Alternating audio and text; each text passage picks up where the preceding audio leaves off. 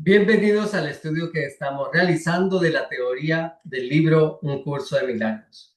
Hoy nos corresponde el capítulo número 4 y subtítulo 2, que lo voy a compartir en pantalla para que lo leamos juntos.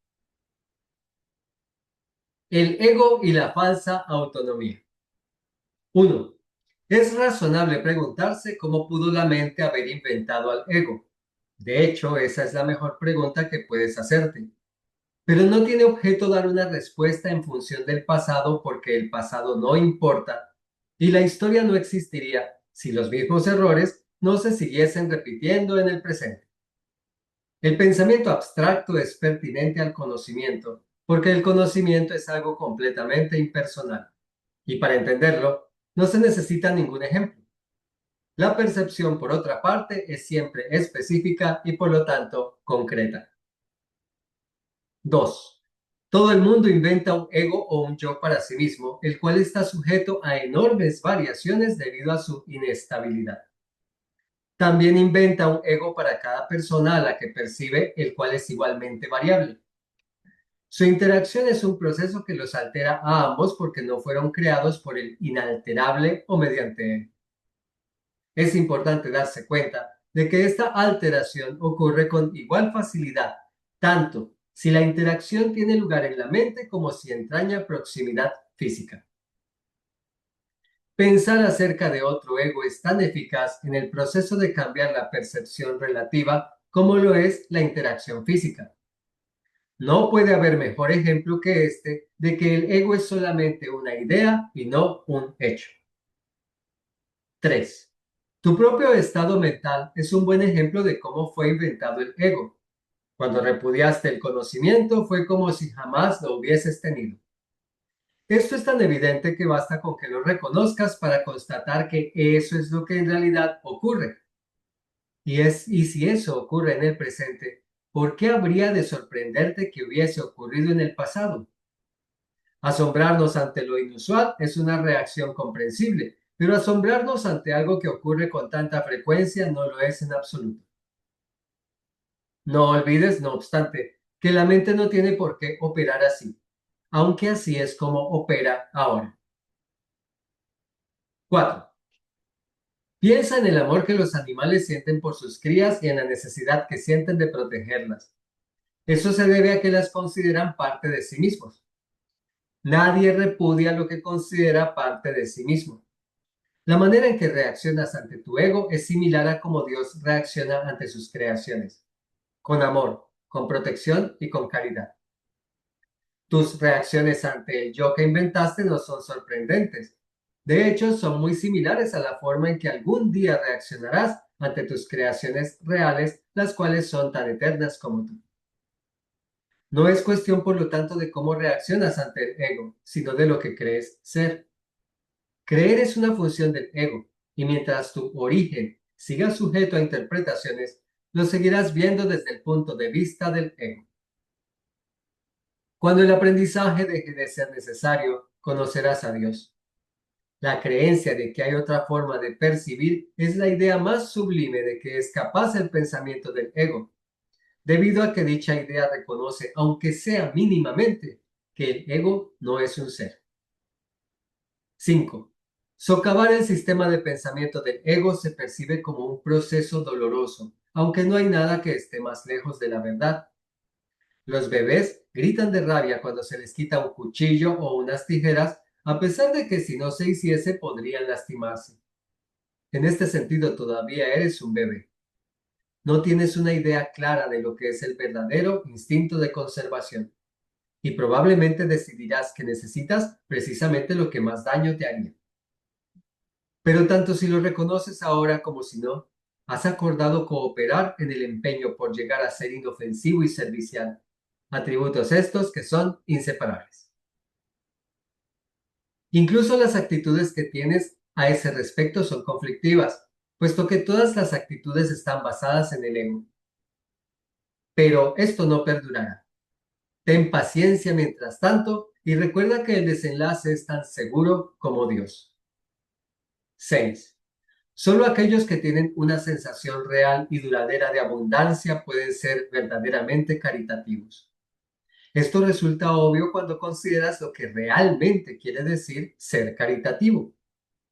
Para el ego, dar cualquier cosa significa tener que privarse de ella. Cuando asocias el acto de dar con el sacrificio, das solamente porque crees que de alguna forma vas a obtener algo mejor y puedes, por lo tanto, prescindir de lo que das. Dar para obtener es una ley ineludible del ego que siempre se evalúa a sí mismo en función de otros egos. Por lo tanto, está siempre obsesionado con la idea de la escasez, que es la creencia que le dio origen. Su percepción de otros egos como entes reales no es más que un intento de convencerse a sí mismo de que él es real. El amor propio desde el punto de vista del ego no significa otra cosa que el ego se ha engañado a sí mismo creyendo que es real y por lo tanto está temporalmente menos inclinado a saquear. Ese amor propio es siempre vulnerable a la atención. Término este que se refiere a cualquier cosa que él perciba como una amenaza a su existencia. 7. El ego vive literalmente a base de comparaciones. La igualdad es algo que está más allá de lo que puede entender y por lo tanto le es imposible ser caritativo. Lo que el ego da nunca emana de una sensación de abundancia, porque él fue engendrado precisamente como un sustituto de esta. Por eso es por lo que el concepto de obtener surgió en su sistema de pensamiento. Los apetitos son mecanismos para obtener que representan la necesidad del ego de ratificarse a sí mismo. Esto es cierto tanto en el caso de los apetitos corporales como en el de las llamadas necesidades más elevadas del ego. El origen de los apetitos corporales no es físico. El ego considera al cuerpo como su hogar y trata de satisfacerse a sí mismo a través de él. Pero la idea de que eso es posible es una decisión de la mente, que está completamente confundida acerca de lo que realmente es posible. 8. El ego cree que tiene que valerse por sí mismo para todo, lo cual no es más que otra forma de describir cómo cree que él mismo se originó. Es este un estado de tanto temor que lo único que puede hacer es dirigirse a otros egos y tratar de unirse a ellos en un débil intento de identificarse con ellos o atacarlos en una demostración igualmente débil de fuerza.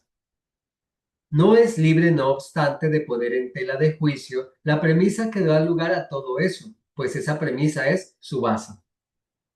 El ego es la creencia de la mente según la cual tiene que valerse completamente por sí mismo. Los incesantes esfuerzos del ego por ganar el reconocimiento del espíritu y establecer así su propia existencia son inútiles. El espíritu en su conocimiento no es consciente del ego, no lo ataca, no lo puede concebir en absoluto. Aunque el ego tampoco se percata del espíritu, se percibe a sí mismo rechazado por algo más grande que él. Por eso es por lo que el amor propio, tal como el ego lo concibe, no puede por menos que ser ilusorio. Las creaciones de Dios no crean mitos, si bien el esfuerzo creativo se puede trocar en mitología. Esto puede suceder, pero solo bajo una condición. Lo que fabrica deja de ser creativo. Los mitos pertenecen exclusivamente al ámbito de la percepción, y las formas que adoptan son tan ambiguas, y su naturaleza está tan marcada por la dicotomía entre el bien y el mal, que ni siquiera el más benévolo de ellos está exento de connotaciones aterradoras. 9. Los mitos y la magia están íntimamente relacionados porque los mitos generalmente tienen que ver con el origen del ego y la magia con los poderes que el ego se atribuye a sí mismo. Los sistemas mitológicos incluyen por lo general alguna descripción de la creación y la conectan con su forma particular de magia. La llamada lucha por la supervivencia no es más que la lucha del ego por prolongar su existencia, así como la interpretación que ha hecho con respecto a su comienzo. Este comienzo casi siempre se asocia con el nacimiento físico, porque resulta difícil sostener que el ego existía antes de ese momento. Los más religiosos de los mitos basados en el ego puede que postulen que el alma existía antes y que seguirá existiendo después de un lapso temporal de vida en el ego. Algunos postulan incluso que el alma será castigada por ese lapso. La salvación, no obstante, no es aplicable al espíritu, pues este no está en peligro y por lo tanto no tiene que ser rescatado. 10. La salvación no es otra cosa que mentalidad recta, que aunque no es la mentalidad uno del Espíritu Santo, se debe alcanzar antes de que la mentalidad uno pueda ser restaurada. La mentalidad recta conduce automáticamente al siguiente paso porque la percepción correcta está completamente exenta de cualquier forma de ataque y, por lo tanto, la mentalidad errada desaparece. El ego no puede sobrevivir sin hacer juicios y se le abandona. La mente tiene entonces una sola dirección por la que avanzar. La dirección que sigue es siempre automática, pues acata los dictados del sistema de pensamiento al que se adhiere. 11. No se puede hacer demasiado hincapié en el hecho de que corregir la percepción es un expediente temporal. Dicha corrección es necesaria únicamente porque la percepción falsa es un obstáculo para el conocimiento, mientras que la percepción fidedigna es un trampolín hacia él.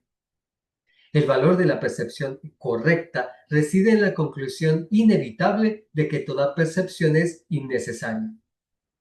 Esto elimina el obstáculo por completo. Te preguntarás cómo puede ser posible esto mientras parezca que vives en este mundo. Esa es una pregunta razonable.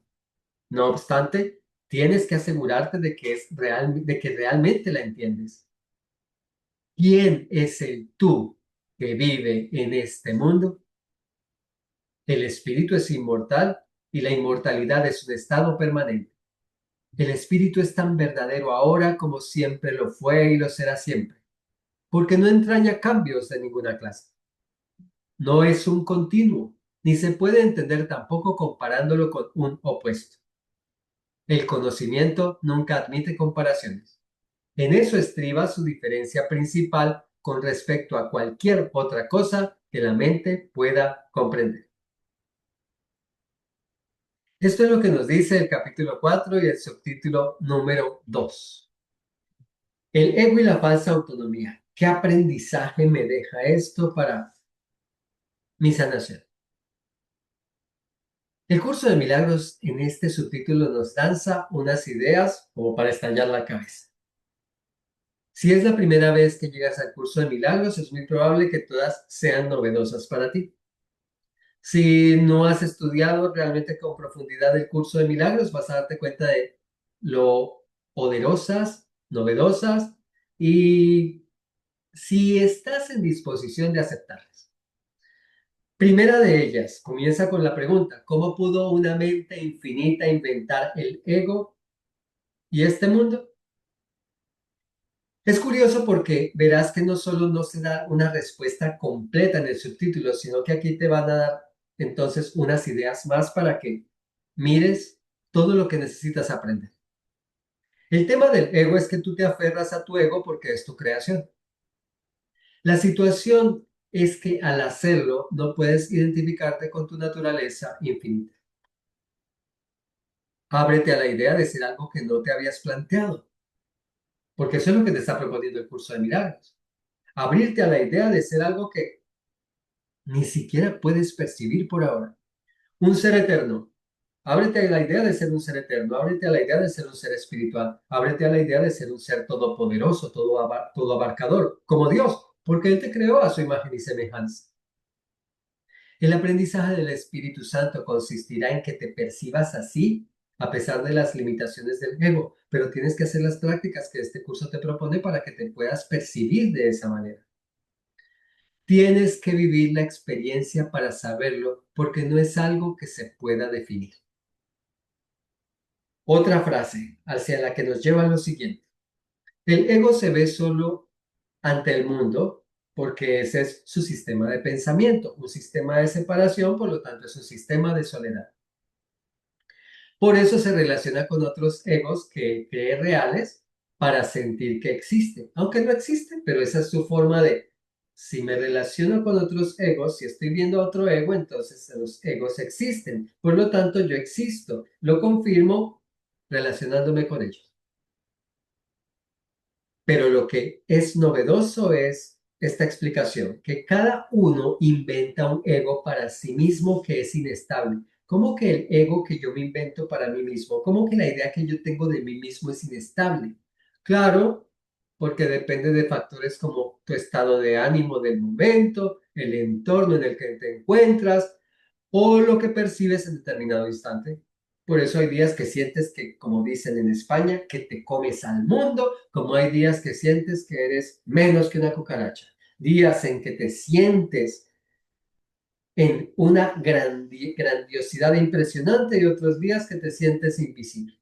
Días en que te levantas y te ves al espejo y te ves muy bella y al día siguiente de pronto te levantas y dices que estás horrible. Si es la misma imagen. No, no es la misma imagen porque te estás viendo diferente. Se nota, allí es donde tu ego es inestable. Pero la cuestión adicional a esa idea de que tú inventas un ego inestable para ti es que también inventas uno para cada persona. Sea que te comuniques con ella directamente, o sea que no te comuniques con ella, sino que solo pienses en ella, te estás inventando un ego. Lo que tú inventas de otra persona no es lo que en realidad esa persona es lo que tú te imaginas. Ahí es donde vienen tus invenciones. Una fabricación más. Otra frase a la que llegamos con este punto. Se nos habla aquí de los mitos humanos, los mitos que la humanidad ha inventado para hablar de la creación. Pero normalmente los mitos, nos dice, se preocupan de asignarle existencia u origen al ego. Por lo general, normalmente el ego se asocia con el nacimiento físico. El ego nace cuando nace uno. Pero otros creen, estamos hablando de creencias, que tiene una existencia previa con el alma, que esa personalidad tuya, que esa forma de ser tuya en realidad viene con el alma. Otros creen que tendrá una existencia posterior a la muerte física. Son solo creencias. Aquí viene la que te propone un curso de milagros, otra creencia más, tú decidirás si la aceptas. Que el espíritu no tiene nada que ver con el ego. Por lo tanto, que tu ego ni ha existido antes ni existirá después. Solamente es algo que tienes para la experiencia humana y nada más. Con todas sus limitaciones. Eso lo limita más, porque es una inexistencia, perdón. Es una fabricación de tu mente en este momento, en esto que llamas vida ahora. Si muere el cuerpo, ¿a qué se puede aferrar aquello que parece estar es aferrado al cuerpo? Es importante entonces que cuestiones, y ahí lo entiendes por qué, las creencias que tienes. Otra idea más que nos dio, que uno de los aprendizajes que tendrás tras lograr la percepción correcta es que la percepción no se necesita. Obviamente esto parece generar una especie de shock. ¿Cómo puedo vivir en este mundo sin percibir? Y entonces nos lanza una pregunta tal vez enigmática para ti. ¿Quién es el tú que vive en este mundo? ¿Realmente estás viviendo en este mundo? ¿No te has percatado que es un sueño, que es una ilusión, una fabricación de tu mente? Tu verdadero ser es el que tiene vida. Aquí tu fabricación parece tenerla. ¿Quién es el tú que vive en este mundo que crees que si no hay percepción, no hay vida? Que si no hay percepción, no podrías estar aquí. No te olvides, se nos están haciendo propuestas para que abramos nuestras mentes a todo lo que puede llegar si permitimos que el Espíritu Santo cambie nuestra forma de percibir. Otra idea novedosa más de hoy es que tú tienes en tu realidad fuera de este mundo creaciones reales que creaste a semejanza de Dios antes de decidir aceptar la experiencia humana. Que tú, al ser creado por Dios como un co-creador junto con Él, ya creaste cosas, ya creaste seres, ya creaste vida a imagen y semejanza de Dios, porque así tendría que ser y son eternas e infinitas. Imagínate. a que no se pueda imaginar. Pero mira las ideas que te está lanzando hoy el subtítulo. Y la última. En realidad la dejé de último porque puede que para ti sea una idea novedosa. Puede que para ti lo novedoso sea ponerte a pensar en esta idea. Porque es algo de lo que tantas personas hablan, tantas religiones, tantos caminos espirituales. Pero los que estudian esos caminos espirituales normalmente miran hacia otro lado cuando se habla del tema, y es la caridad. Y te dicen directamente aquí que la caridad es una característica que tú debes desarrollar para obrar milagros. Por lo tanto, tú tienes que ser una persona caritativa para poder recibir milagros. ¿Cómo logras la caridad si es que no la tienes? La logras cultivando en ti una sensación de abundancia y manteniendo esa sensación. Si tú eres una persona que se mantiene viendo en miseria, tienes que ponerte a trabajar pronto para que empieces a tener una sensación de abundancia. Si eres una persona que se queja de no tener, que no puede, que no le alcanza, que está buscando todo de gratis siempre, tú tienes que trabajar en tu sensación de abundancia porque necesitas volverte una persona caritativa para que puedas recibir y obrar milagros. Si no eres capaz de dar, te cuesta dar, estás en el ego. Si das esperando una retribución mucho más grande de lo que das, estás en el ego. Este curso te dice que tú eres el milagro de Dios. Por lo tanto, tú estás para ser el milagro para tus hermanos. El que ayuda a sus hermanos, lo vimos en el subtítulo anterior. El Espíritu Santo te inspirará siempre a ayudar a otros. Pero si tú has decidido que la forma de ayudar a otros es diciéndole, Dios te bendiga, oraré por ti, entonces ahí no estás ayudando. Los milagros, te enseña el curso de milagros, son específicos, específicos para suplir necesidades. Y las necesidades del otro, en la mayoría, son necesidades físicas en este mundo. Mira los milagros de Jesús. Dar de comer a la multitud. Sanar a los enfermos. Resucitar a los muertos. Proveer de vino a los novios en una fiesta para que todos tuvieran. ¿Y tú qué das? El cuento de que tú estás aquí para recibir solamente porque te lo mereces. El cuento de que lo espiritual debe ser siempre gratis, yo no tengo por qué dar absolutamente nada. Es una estratagema del ego para que no seas caritativo. Y ya viste, si no eres caritativo, sino tacaño, miserable y o avaro, no recibirás milagros. Enseñanza de Jesús, dar es tan bienaventurado como recibir. Enseñanza de Jesús en la parábola del buen samaritano. Enseñanza de Jesús cuando habla de que des de tal manera que ni siquiera tu mano izquierda sepa lo que hace tu derecha. Imagínate, un constante dar, como el sol, como la naturaleza, como Dios. No recibirás milagros si no eres una persona caritativa. Mira a tus hermanos, dales ayuda. Tú eres el milagro que ellos necesitan. El dar y recibir se convertirá en algo simultáneo, dar y recibir de inmediato, cuando surja de tu corazón. Llegamos así al final. Gratitud y bendiciones.